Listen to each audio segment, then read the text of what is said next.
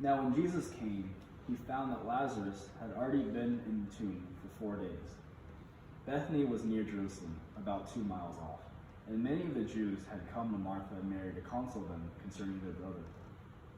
When Martha heard that Jesus was coming, she went and met him, while Mary sat in the house. Martha said to Jesus, "Lord, if you had been here, my brother would not have died. And even now I know that whatever you ask from God, God will give you." Jesus said to her, "Your brother will rise again." Martha said to him, "I know that he will rise again in the resurrection of the last day." Jesus said to her, "I am the resurrection and the life. He who believes in me, though he die, yet shall he live. And whoever lives and believes in me shall never die." "Do you believe this?" she said to him. "Yes, Lord. I believe that you are the Christ, the Son of God, he who is coming into the world." When she had said this, she went and called her sister Mary, saying quietly, "The teacher is here and is calling for you." And when she heard it, she rose quickly and went to him. Now Jesus had not yet come to the village, but was still in the place where Martha had met him.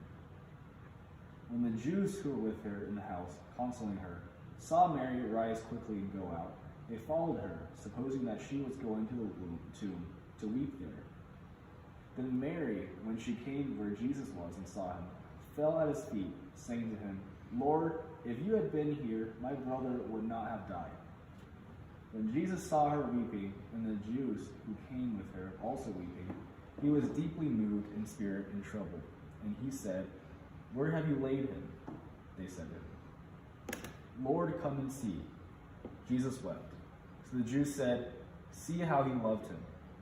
But some of them said, "Cannot he who opened the eyes of the blind man have kept this man from dying?" Then Jesus, deeply moved again, came to the tomb.